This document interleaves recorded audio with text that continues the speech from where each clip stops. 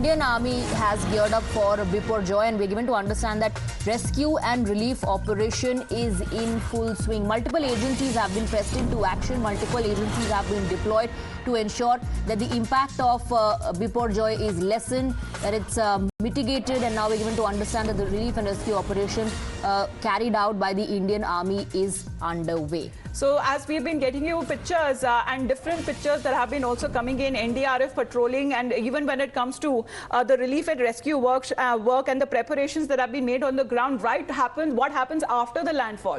Because usually after a cyclone takes place and a landfall happens, we have seen that multiple trees get uprooted. There has been even instances of power cuts, instances of low-lying areas being flooded and waterlogging that has been reported, and many of those shelter homes being provided with enough food and basic amenities is also something that we have seen when it comes to the rescue teams and the officials. Also with the army that has now been roped in, that will be providing them to the people. As far as Gujarat here is concerned, we are told that over 74,000 people who have been shifted, evacuated and moved to a safer location there. We are told that how these drills, mock drills have been taking place. If there is an untoward situation, how the Indian Army, even when we are told the forces from the other agencies who have been roped in, how they will be tracking the on-ground situation. Absolutely. In the pictures, you can see life jackets and tubes.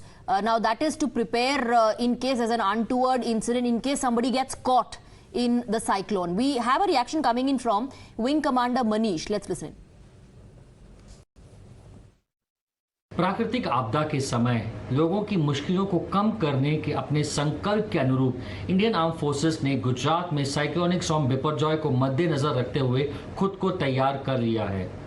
Indian army ने 27 से अधिक relief columns पूरे गुजरात में जैसे भुज, जामनगर, गांधीधाम, धरंगरा के साथ साथ नलिया, द्वारका और मांडवी जैसे फॉरवर्ड लोकेशंस पर भी तैनात कर दिया है। इन जगहों पर इंजीनियर्स और मेडिकल टीम्स भी तैयार रखे गए हैं। आर्मी ने सिविल एडमिनिस्ट्रेशन और एनडीआरएफ के साथ संयुक्त रूप से राहत कार्यों की योजना बनाई है। इस आपदा के समय पूर्ण सहयोग का आश्वासन दिया है। Well, the Defence PRO also talking about the other preparations that have been made on the ground, even when it comes to the Indian Navy, that has put the Indian Navy ships that are on standby, disaster response teams that are also ready, around 15 teams from the NDRF, 12 from the SDRF, 115 teams from the state road and building departments, and around 397 of the state electricity department teams that have been deployed in different coastal districts of Gujarat. Right. What you can see in the visuals is a long convoy of these military vehicles, of course carrying supplies with them, life jackets, tubes in case the need arises to rescue someone who must have been caught in the cyclone, and the impact of it is only going to intensify in the coming hours as the landfall time nears. What we can see in the visuals is the preparation, in fact, of the Indian Army, and you heard the PRO as well saying that the objective at this point of time is to ensure that there's no inconvenience caused to people, that lives are saved in case there is a need. The army is ready for it. Now, we are also playing out visuals of the impact which is already being witnessed on ground.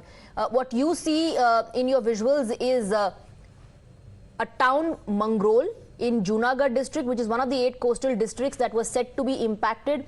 What we can see is seawater entering homes now. So these areas must be very, very close to the beach or the coastal areas. And that's why, due to high tide, due to very rough sea and gusty winds, the seawater is entering homes.